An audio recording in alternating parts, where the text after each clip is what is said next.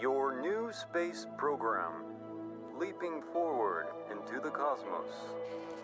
Since the dawn of Kerbalkine, we have looked to the sky and wondered what sublime mysteries lie hidden in the darkness, like jewels never beheld.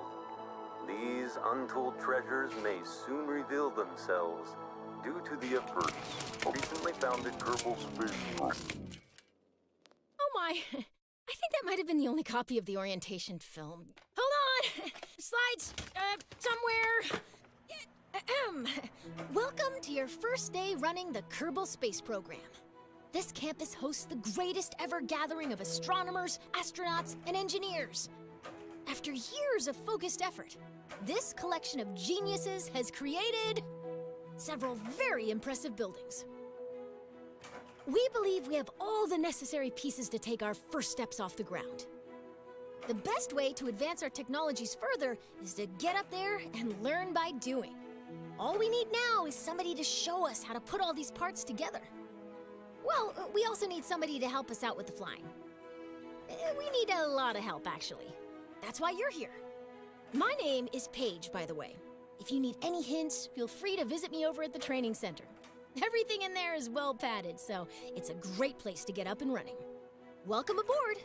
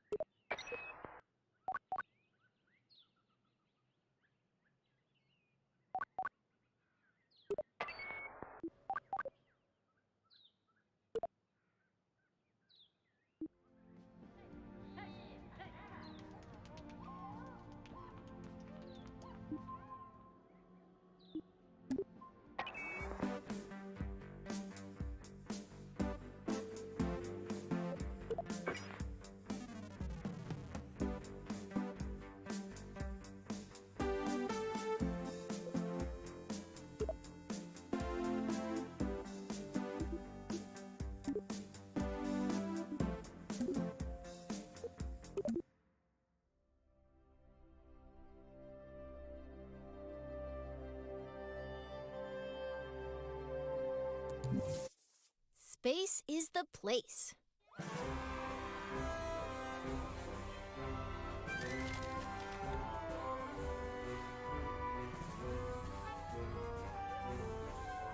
So you want to get to space. Have you tried rockets? Rockets use fuel and engines to create thrust, which propels them forward. When a fuel tank is empty, it is dropped to stay as lightweight as possible, allowing the rocket to go even faster. These tanks, as well as other expendable parts of a rocket, are called stages. Different stages do different things. Often the first stage is very powerful, with just enough fuel to get the vehicle through the atmosphere. The second stage usually has a low-thrust engine that, while not as powerful, is more fuel efficient.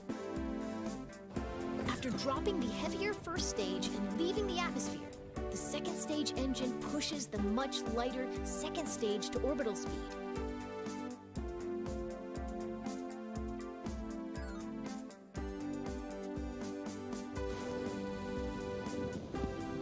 On a flight to space, the final stage parachutes back down to the surface, ideally in one piece.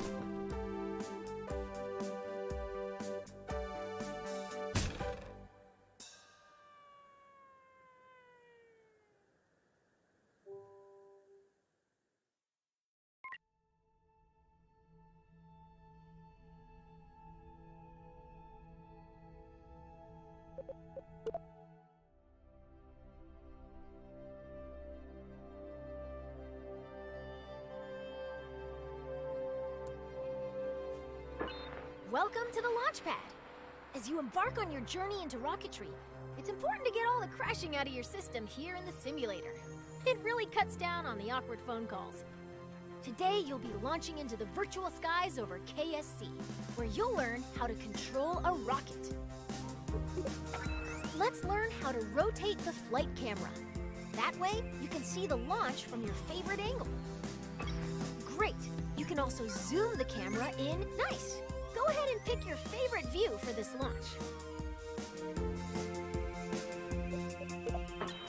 Your rocket is ready for launch. Every good launch starts with a big green button and lots of fire. Most bad launches do too, actually.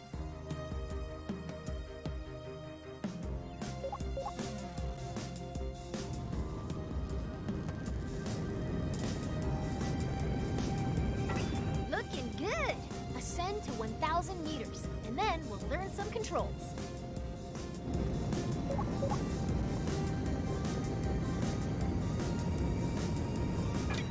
Okay, you're a kilometer up.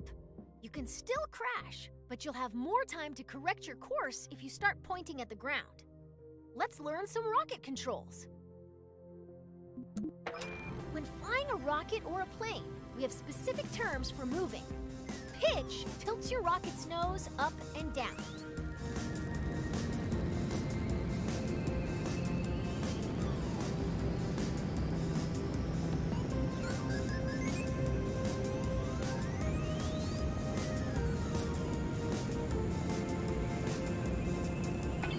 Nice pitch. Now pitch up until you're flying straight up. Let's move on. Yaw steers your rocket left and right. Try it now.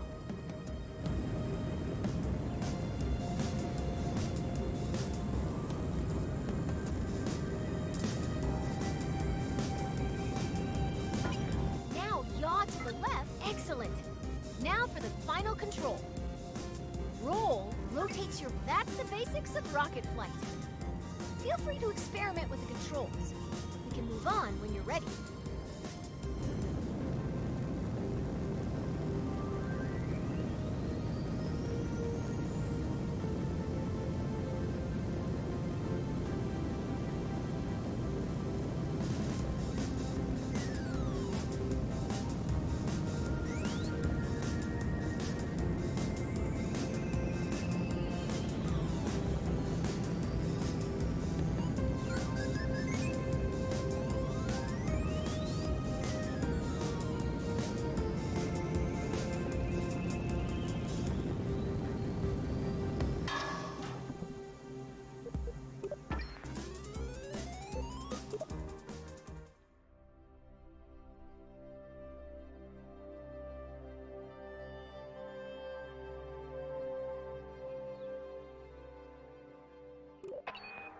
So you want to get to space. It's time to make a rocket.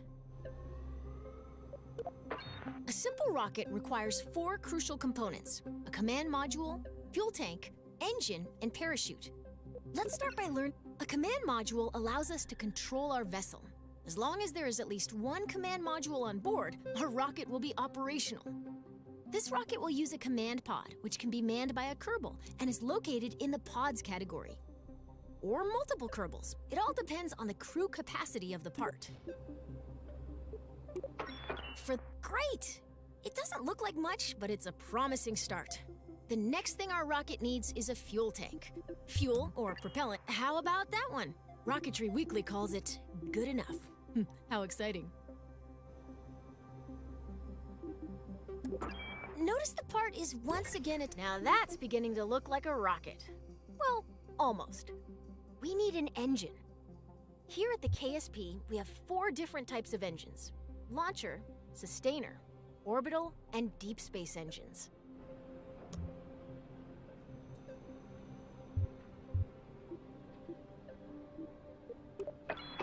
Now let's add the sustainer engine to the fuel tank. Excellent! Our rocket is looking pretty great. We just need one final... Our 1 Kerbal rocket... Now, all we need to do is put it... Congratulations! You've just built a rocket. Are you sure you haven't done this?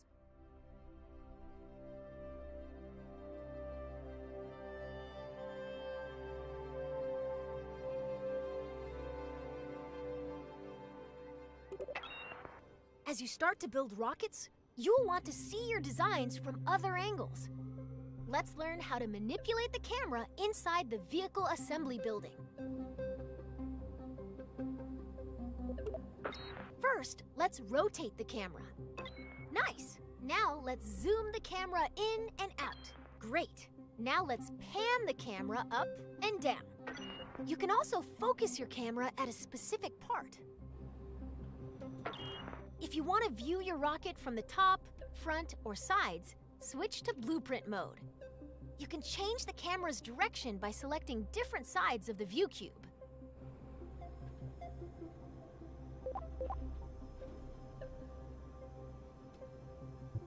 If you ever get lost in the VAB, you can always reset the camera.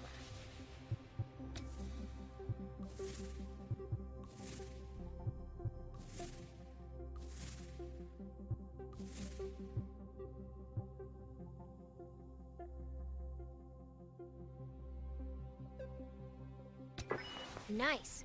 Now you can get at those hard-to-reach parts of your rocket.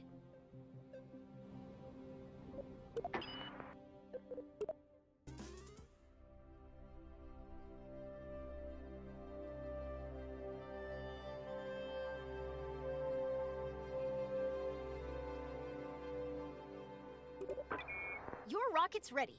Let's take it out for a little hop. Let's move this rocket to a launch pad. Welcome to the launch pad. Today you'll be flying straight up. Your rocket should do fine without any steering inputs, but if things get out of line somehow, feel free to intervene.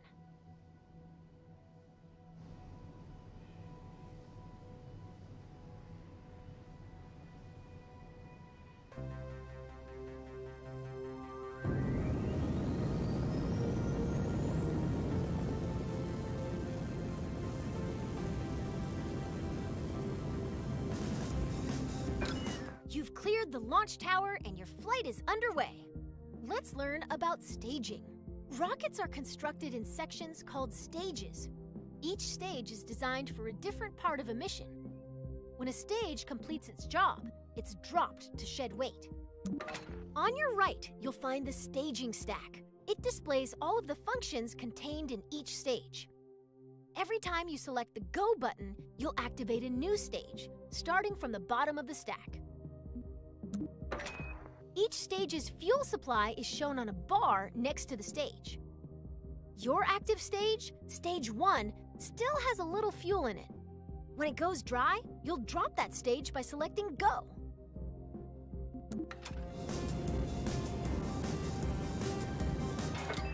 Your first stage is out of fuel, and all it is doing is slowing you down. To drop that weight, you're going to activate your next stage. That will activate a decoupler, which will drop your empty stage.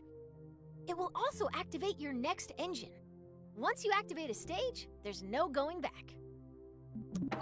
Ready? Hit Go to lose that mass.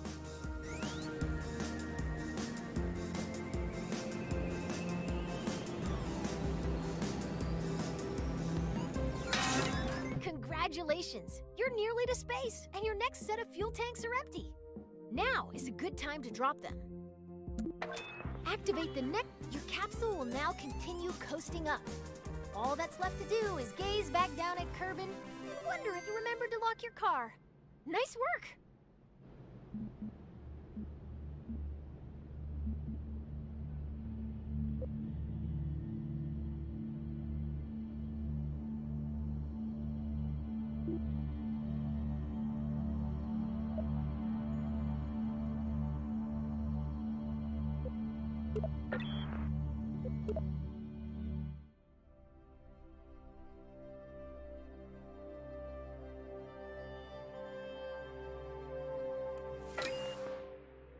Your capsule has a lot of momentum. If you're curious how high up you are, take a look at your altimeter. You're so high that you can see the curve of the horizon. Rocketry involves a lot of waiting between the cool explosions. You can speed up time by selecting the time warp controls at the bottom of your screen. Check, you're about to start falling back down. Let's slow down and enjoy the view. Great job. You're now a master of time. Try not to use this new power for evil.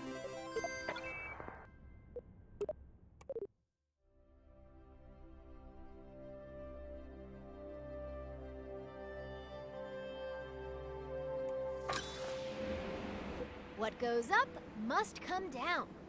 Wind resistance will slow down your capsule's descent, but not enough to prevent it from turning into a bunch of tiny capsules when it lands. That's why if you deploy your parachute too early, it'll be torn off. If you deploy it too late, you'll do some unplanned underground exploration. Okay, you're low enough to activate the final stage that hit go to pop your chute. Nice work. The parachute will trail your capsule for a bit without fully opening. Once you've slowed down enough, it'll open all the way by itself.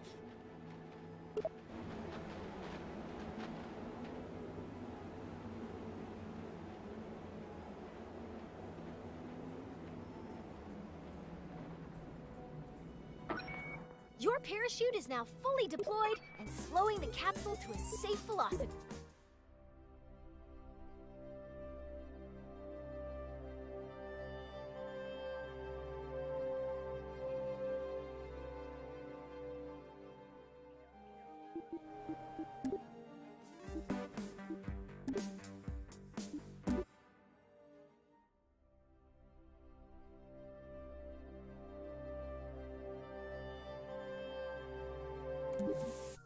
Missing the ground. If you want to visit space for more than a couple of minutes, you'll need to get to orbit. An object is in orbit when it's moving sideways so quickly that even as gravity causes it to fall, it keeps missing the ground. As long as that object isn't slowed down by anything, it follows the same path every time it goes around the body it's orbiting, forever.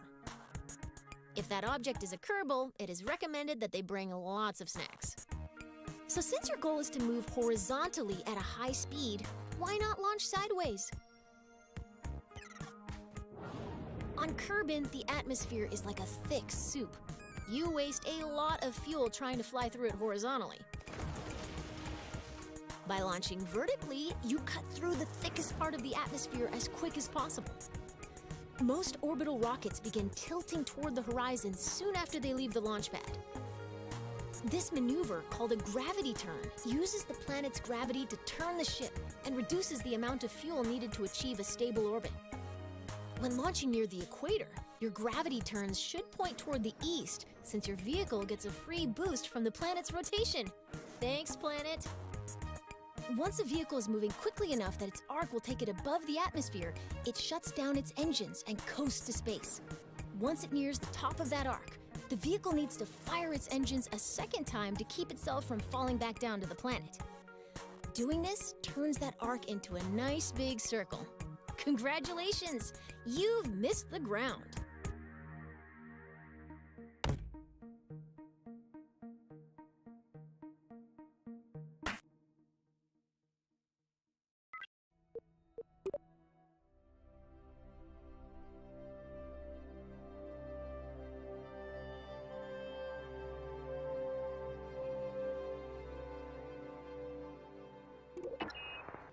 When you're making a rocket, it's often easiest to work top to bottom, tailoring each stage to carry the weight of everything above it.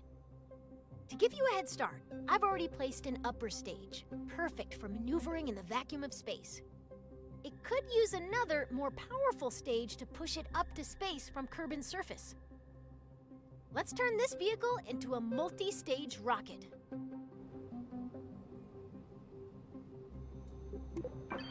Anytime we intend to drop an empty stage after using all of its fuel, we connect it to the stage above it using a decoupler. A decoupler contains explosive bolts. Add that decoupler to the bottom of your... We need to attach a larger, more powerful lower stage to the bottom of your rocket.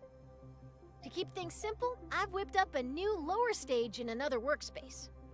You can bring saved vehicles and other sub-assemblies into an in-progress workspace. Out in the real world, this list would show all of your saved workspaces.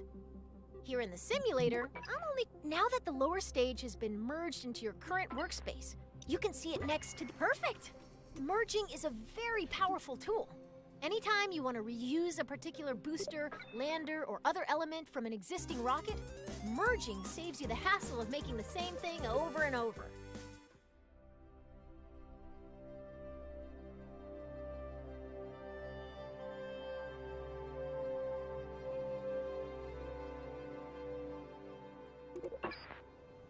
Space rockets sometimes need an extra boost. In a rare case of rocket scientists naming something well, these additional rocket engines are called boosters. Boosters are attached to the sides of a vehicle to keep them out of the way of the main engines. Solid fuel rockets make great boosters. They produce We'll start by attaching 4 radial decouplers that will eject the spent boosters when they're empty. To make sure that these decouplers are evenly spaced and aligned with one another, you'll be using the symmetry tool.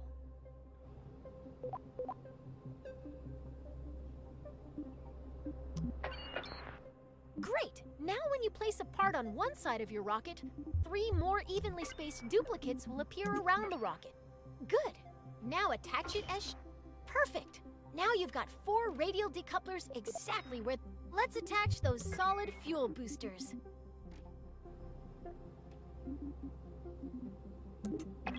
Since you're still in 4x symmetry mode, simply attach this booster to one of the decouplers you just placed.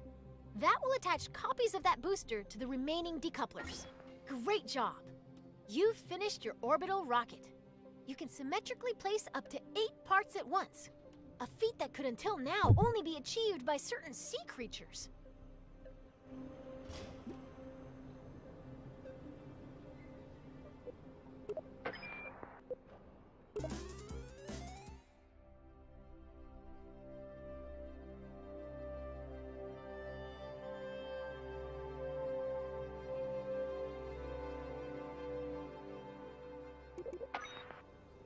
Before you launch a rocket, you need to plan the order of your staging events. Nobody wants to start out their flight by popping their parachute, right? Most parts that can be staged are automatically assigned to stages. Their activation order can be seen in the staging stack. You can change when staging events occur by moving them between stages. You can also add, remove, and reorder stages. Best of all, you can do this in both the VAB and in flight. The staging order begins at the bottom of the staging stack. You want your boosters and main engine to fire together for maximum thrust. The solid fuel boosters are currently in the second stage. If we don't change anything, the boosters will ignite late and detach themselves at the same time. This would be embarrassing for your solid fuel boosters burn very hard and very fast, so they will run out of fuel first. Even though your main engine and boosters will activate at the same time, you want to drop the empty boosters before you drop your main engine. You'll add a new stage above stage 1 to do one thing. Activate the radial decouplers to jettison your spent boosters. Now move all 4 radial decouplers from stage 4 to your new stage 2.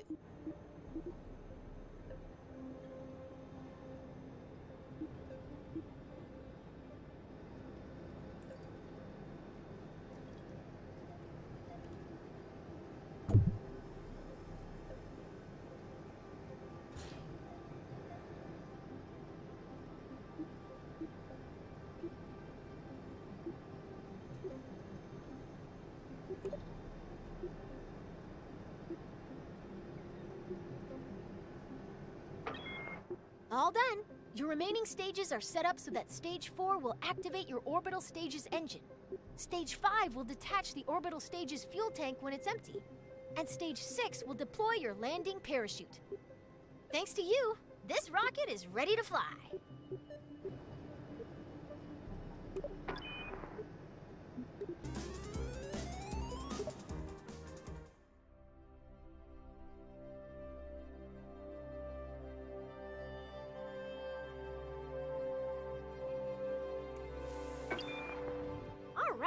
We're ready to light this candle.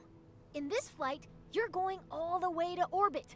I'll walk you through the process of launching, executing a gravity turn to get moving sideways, coasting to orbital altitude, and doing a final burn at the top of your arc to establish a stable orbit. Before we begin, let's talk about the nav ball. The nav ball shows your vehicle's orientation relative to the horizon. The blue half of the ball represents the sky, and the brown half represents the ground. The level indicator at the center shows your vehicle's orientation. When you turn, the ball turns. When you roll, the ball rolls. Assuming you want your rocket pointed at the sky, you'll want to see lots of blue on the nav ball. If you get confused, remember this rhyme. If the nav ball's brown, you're going down.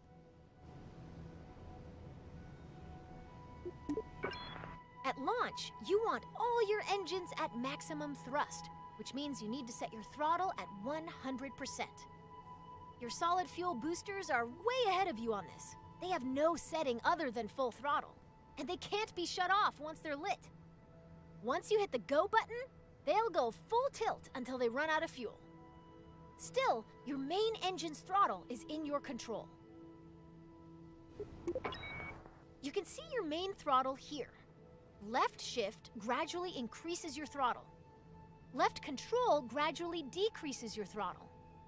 Z and X instantly set your throttle to 100 or 0% respectively. Left click on the throttle will set its level where you clicked. Your fuel levels are visible within the staging stack. Right now you can see that your main engine and 4 boosters are all topped off and ready to rumble. It's time to go. At the start, all you need to do is fly straight up. I'll check back in with you once those boosters are empty. Good luck!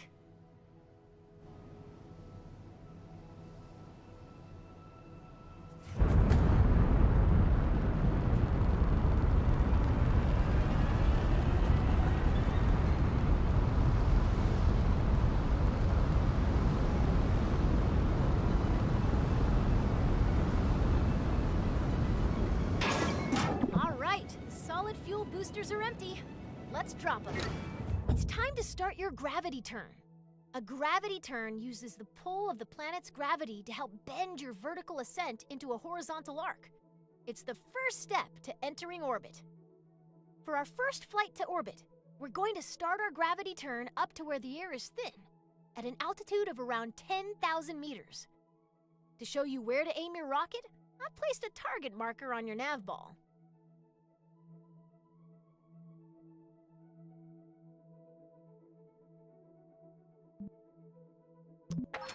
First, we need to get to 10,000 meters.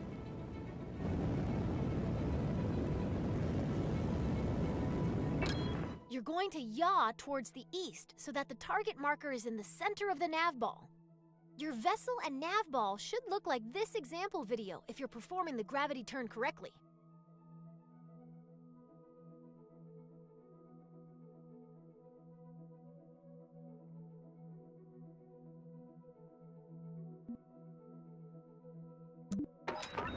Every stage has its time. This one was a little too soon. Let's try again.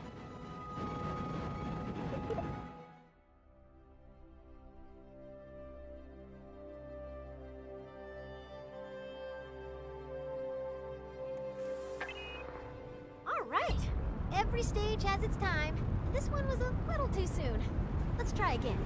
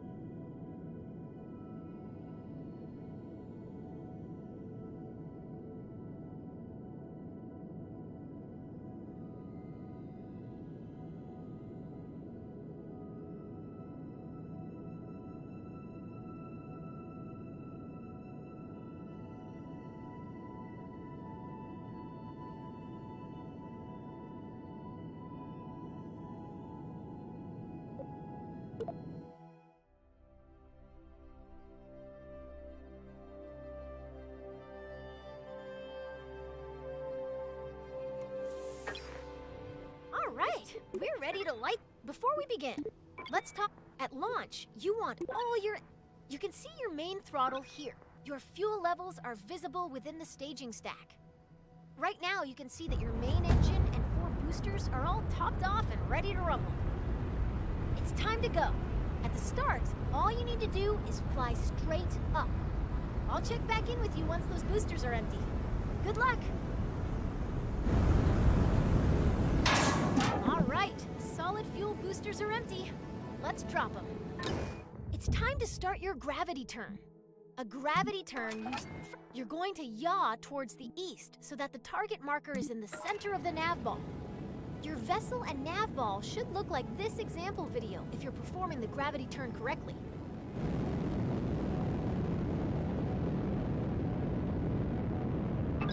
Way to make Kerbin's gravity work for you. You're now on track to establish an orbit. Your current stage's fuel is empty. Let's drop it and... Great job! Your rocket is on its way to orbit. As you gain experience, you can make your gravity turns more efficient by starting to tilt your rocket soon after liftoff. Adjusting course with a series of small corrections instead of one big one will leave you with a lot more fuel when you get to orbit. Turning immediately after launch requires a very stable rocket, so if you ever have trouble keeping the pointy end up, you can try the simplified wait and turn method we use today.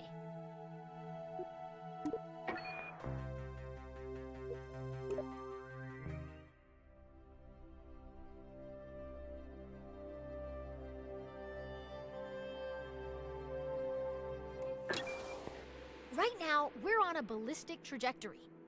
If no further adjustments are made, your rocket will eventually fall back down to the ground. Our objective is to turn this arc into an orbit. The process of turning your trajectory into a circular orbit is called circularization. Partial credit to the rocket people on that one. It does have the word circle in it, but it's really hard to say.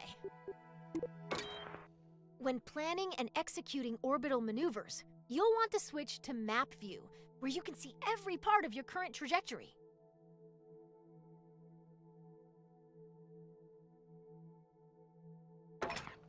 The blue arc passing through your vehicle is its current trajectory, the path your rocket will follow if you don't touch the controls anymore. Our goal is to make that arc into a circular orbit. After you've coasted nearly to the top of this arc, you're going to point forward, and then you're going to ignite your engine. If you time this burn right, you'll never quite get to the top of the arc, as it'll keep widening in front of you until it wraps all the way around the planet.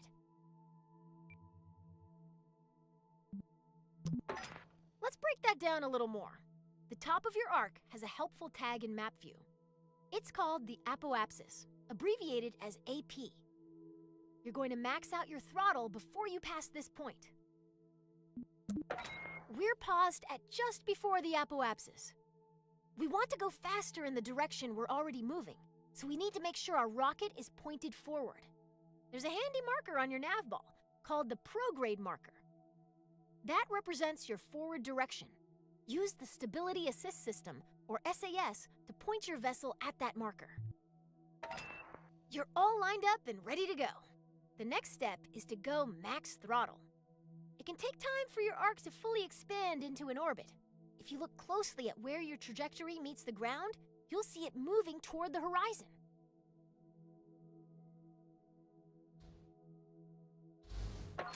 Once your trajectory reaches all the way around the planet, you'll see another marker on your orbit. This is the periapsis, or PE, the lowest point in your orbit. It'll always live on the opposite side of your orbit from the apoapsis, or highest point. By burning prograde near your apoapsis, you increase the altitude of your periapsis, the lowest point on your orbit.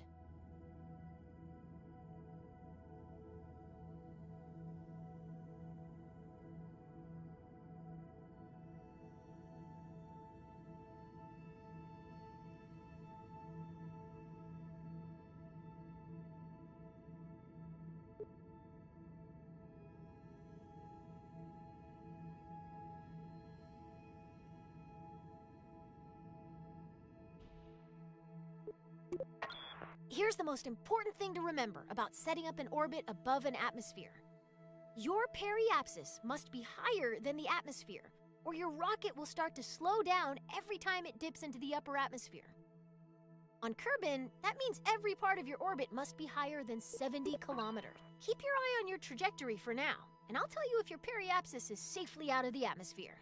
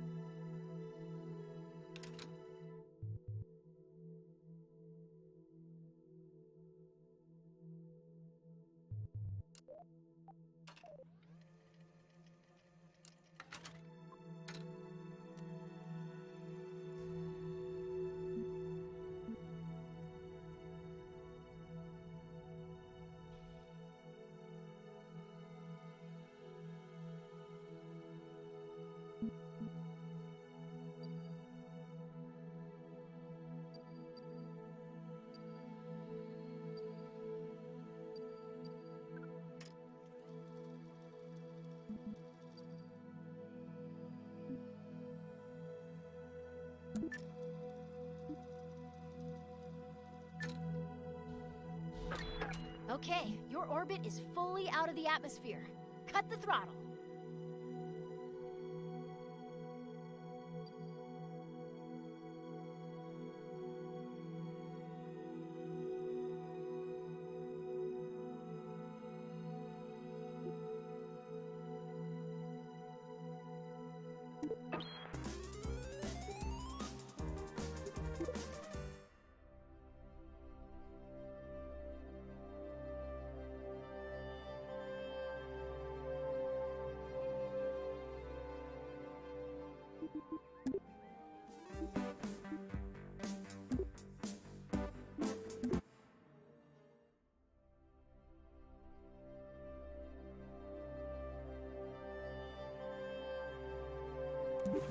Orbits are weird.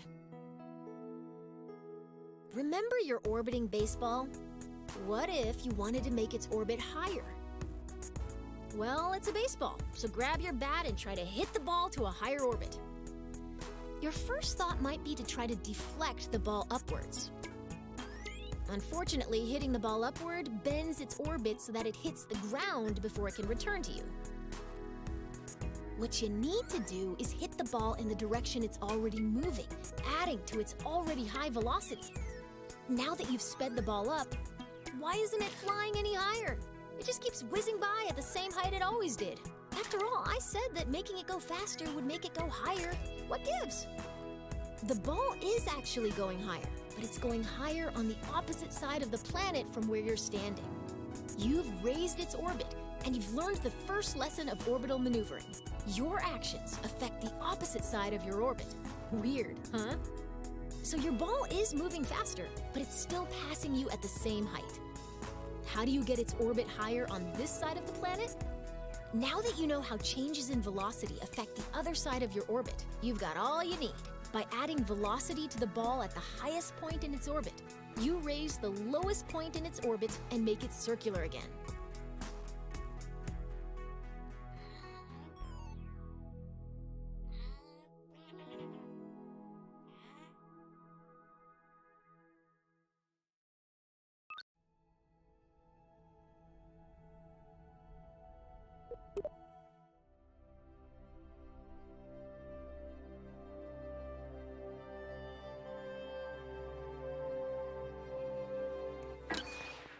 equatorial orbit is good, but if you want to travel beyond Kerbin, you will need to manipulate your orbit.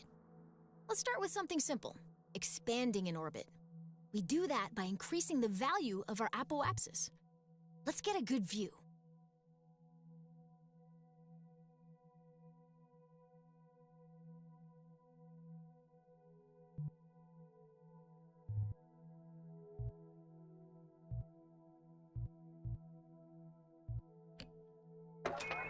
Now that we're pointed the right way, we can increase the throttle and watch our orbit expand.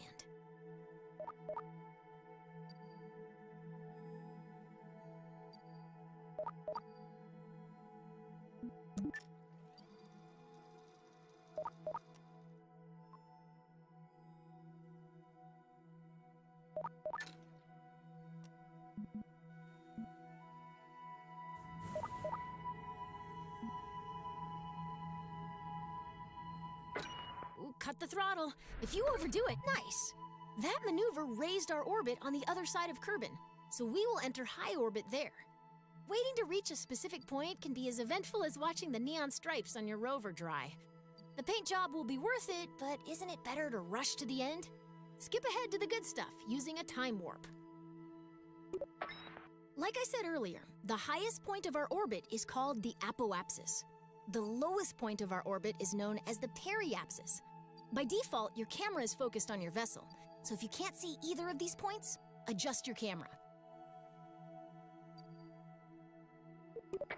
Scroll the middle mouse wheel to zoom in and out. Double-click an object to center your camera on it.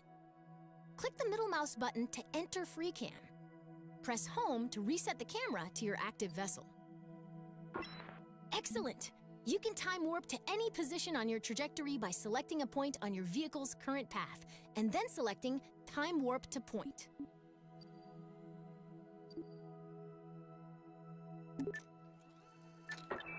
Now you're way up in the sky, so high that if you circularize your orbit now, you'll be in high orbit. Wow, the black starry void looks so small from here.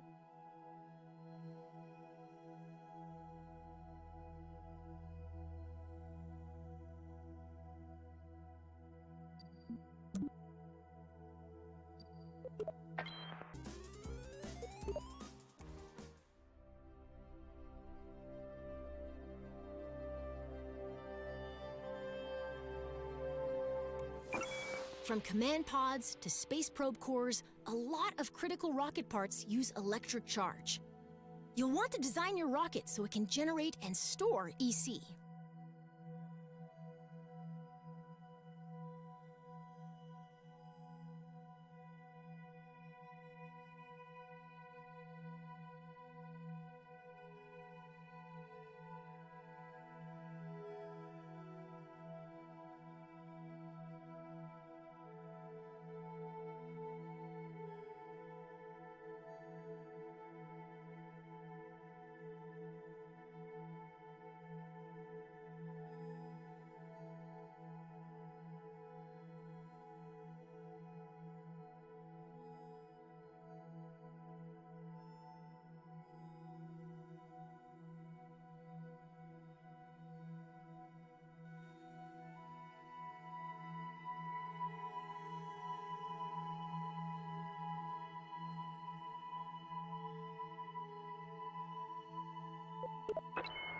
Most rocket engines generate electric charge while active, but we'll still need a way to keep our batteries full while coasting between maneuvers. Solar panels convert Kerbal's light into EC for our rockets. Small solar panels can just be placed, but large solar panels are delicate and must only be deployed once we're out of the atmosphere. I've equipped this rocket with 2 deployable solar panels. Here's a hand crank. Get to work. Just kidding. There's a handy button that opens all of them with a single click. Give it a try. Great! The solar panels are now extended. Light-tracking solar panels only rotate on one axis, so we may need to reorient our ship to point them fully at the sun. Let's make sure the panels are getting direct sunlight by rolling our ship a little bit. Excellent. The solar panels are soaking up all of those sweet photons and giving our rocket some much-needed EC. You can see the status of any solar panel within the Part Manager in the Electrical Parts menu. You can either access the app directly by clicking the app button, or you can right-click a part to directly access it in the Part Manager. Getting EC is one thing, and storing it is another. Most command pods have a small battery, but many missions will call for additional EC storage. When we're traveling far from the sun or going to the dark side of a planet, more batteries means more peace of mind.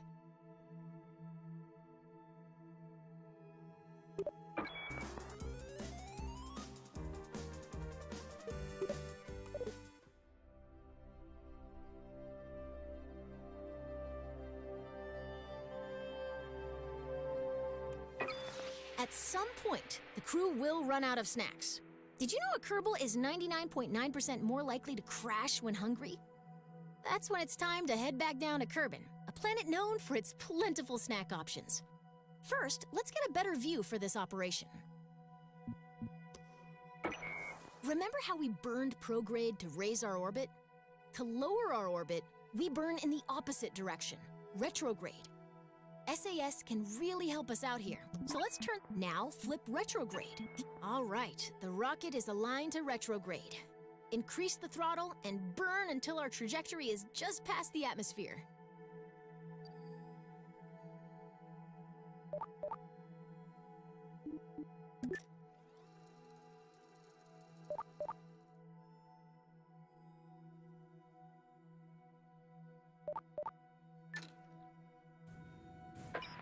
As we decelerate, watch what's happening to our periapsis. Once it enters the atmosphere, this rocket is on a path back to the ground. Don't ease off the throttle yet, though. We're going to keep burning until our trajectory intercepts the ground. This should give us a good idea where our capsule will land.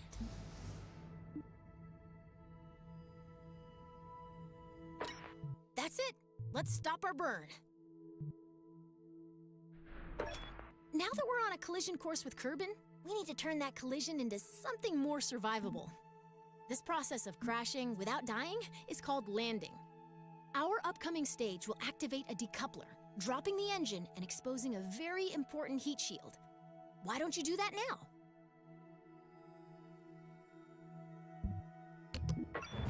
Great! We're on our way down and our heat shield is exposed. Have you ever wondered what a marshmallow feels like when it catches on fire? You're about to find out!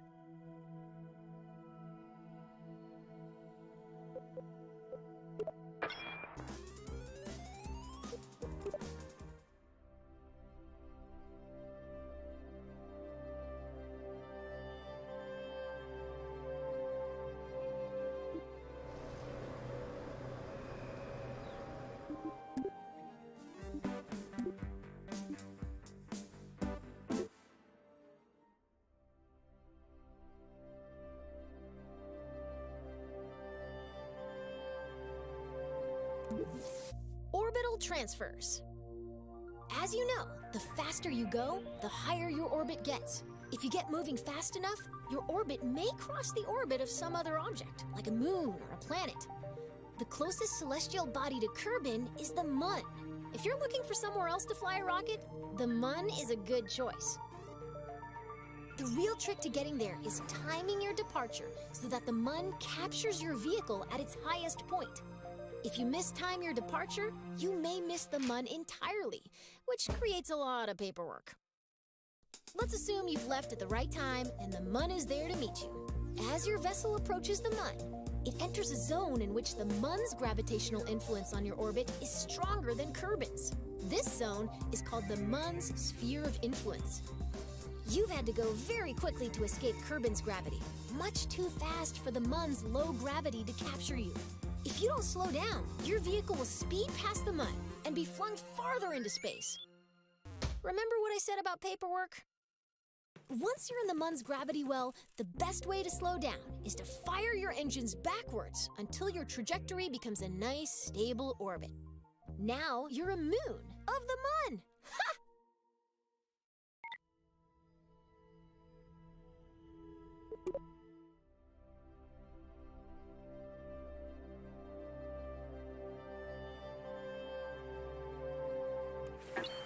rocket is in orbit over Kerbin and ready to fly. The mission today is to, drumroll please, intercept and orbit the Mun. To be captured by the Mun's gravity, our vessel must cross into the Mun's sphere of influence, or SOI, the zone in which its gravity is stronger than any other celestial body around it. We're going to create a maneuver plan to figure out when and how long we need to fire our engines to intercept the Mun. Great! Now here's a new trick. We can select any object as a target in map view. Targeting gives us useful information and enables new tools. Once we've targeted a celestial body or other object in space, our maneuver will provide closest paths and plane angle information. This can be very helpful for meeting up with someone or something in space. Right now, our camera is following our vessel as it orbits Kerbin. Let's adjust our camera until we can see the Mun. Then, right-click to target it. We want to place this maneuver plan with two things in mind. First, the Mun is in motion. We can't aim our spacecraft where the Mun is right now. Instead, we have to aim where the Mun will be after our vehicle has coasted all the way from Kerbin.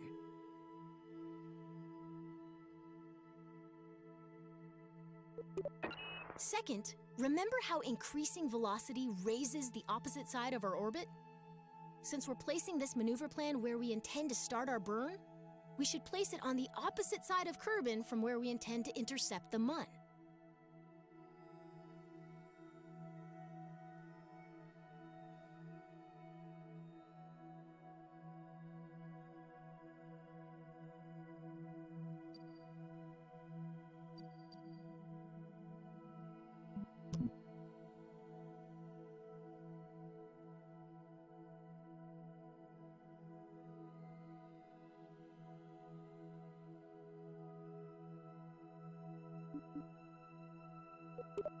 Placing a maneuver plan usually involves making a best guess, and then fiddling with the maneuver until you get an intercept. Fortunately, you've got a crack navigator with you today. By my calculations, we'll want to put our maneuver here.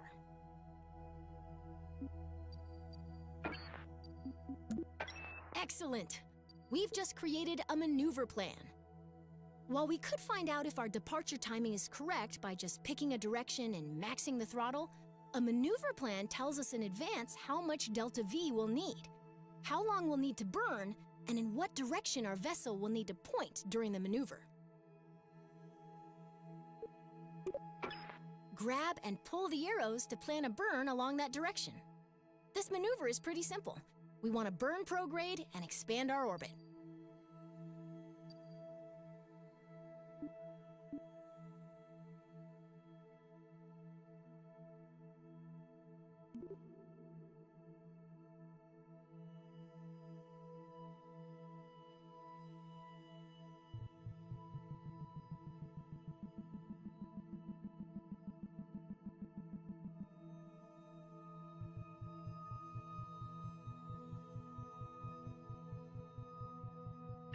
Nice! That maneuver event towards the end of your trajectory is exactly what we're looking for. It tells that if we execute this plan, we'll intercept the Mun.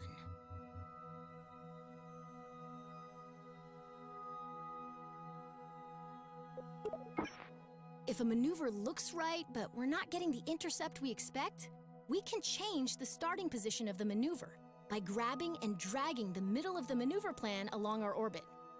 It's very common to refine a maneuver plan by adjusting both the position of the maneuver and the direction of the planned burn.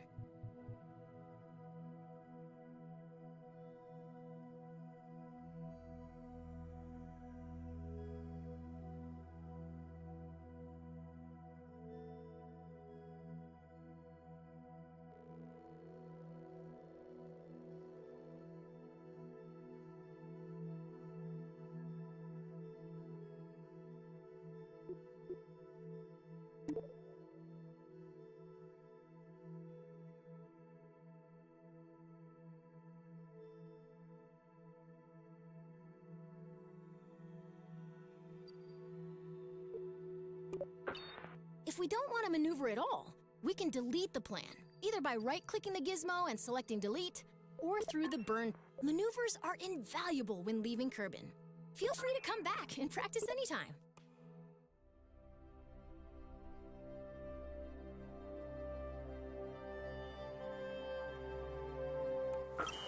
We've got a maneuver plan that intercepts the Mun. Now we just need to execute that maneuver and fly to the Mun ourselves. Whenever we have a maneuver plan, a burn timer will appear.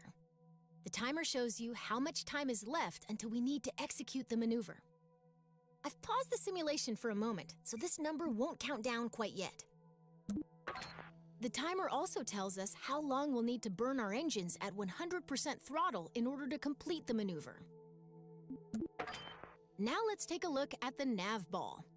A new marker has joined our old prograde and retrograde markers. This is called a maneuver marker, and it shows us the orientation of our planned maneuver. We'll want to make sure that this marker is in the center of our nav ball during our maneuver burn. Luckily, we can aim at this maneuver marker by selecting the maneuver button on your SAS controls. Now your vehicle is properly oriented, and through the magic of SAS and more math than I'd like to admit, our vessel is properly oriented. We're still far from our planned burn, so let's speed things up.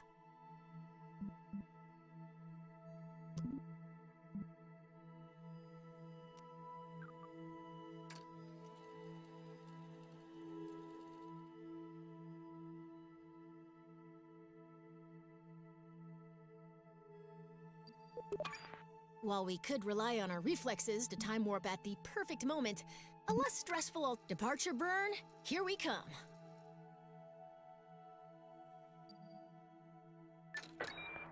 Great! We've exited just before our maneuver burn, and I've paused the simulation once more. After we select Continue, remember to wait until the countdown reaches 0. Then we'll go full throttle until our burn timer reaches 0. Then cut the throttle quickly to avoid overshooting our target. Okay, get ready to hit the throttle.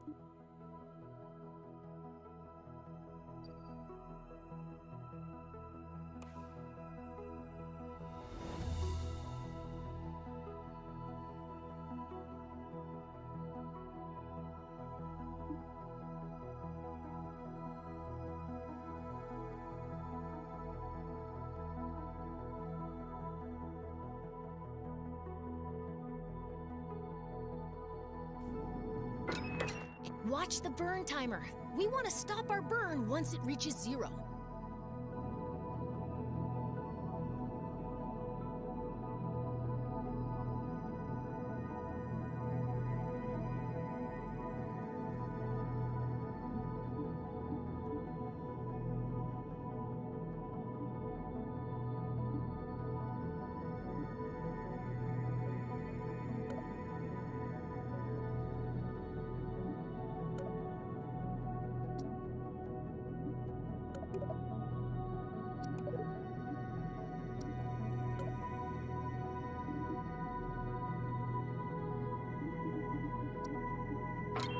Everything's looking great.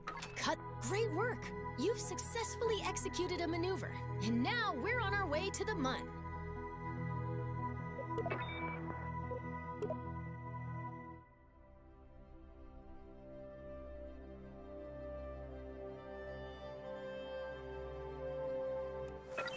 It's going to take a while to reach the Mun, but don't let the wait fool you.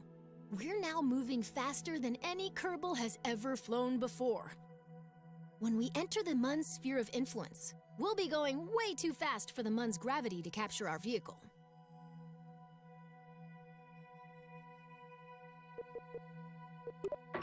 To orbit the Mun, we'll need to burn retrograde once we're inside its SOI, or sphere of influence.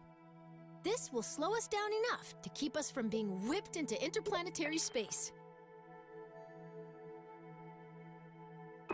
Let's start by time warping until we're within the Mun's sphere of influence. That's the sphere within which the Mun is the primary gravitational Farewell, Kerbin! We'll miss you!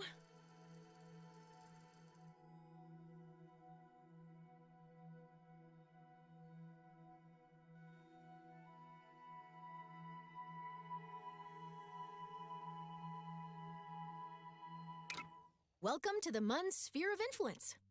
Let's slow down to normal time so we can...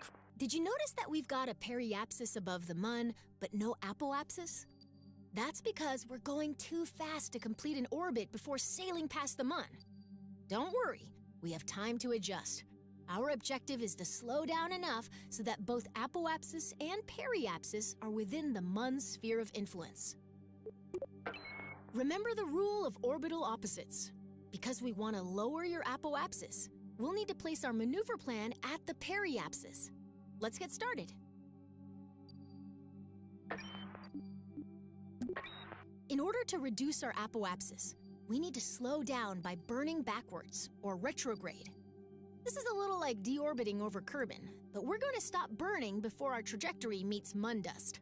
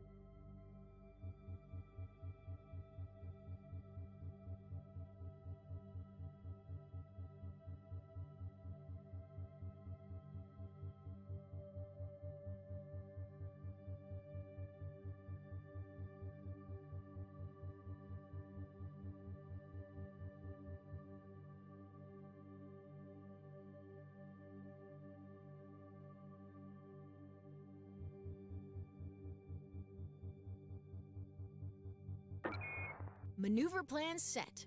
Next up, let's make sure if the maneuver is right and we're pointed in the and we're on our way.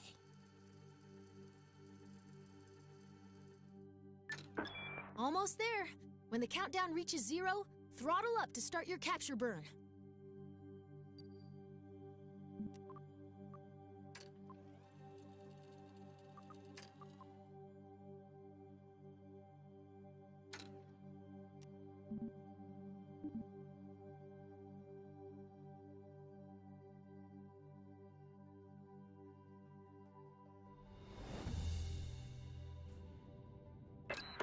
Keep burning until the burn timer reaches 0. Shut the engines now. Fantastic. That was some fancy flying. Looks to me like you're about ready to try this for real.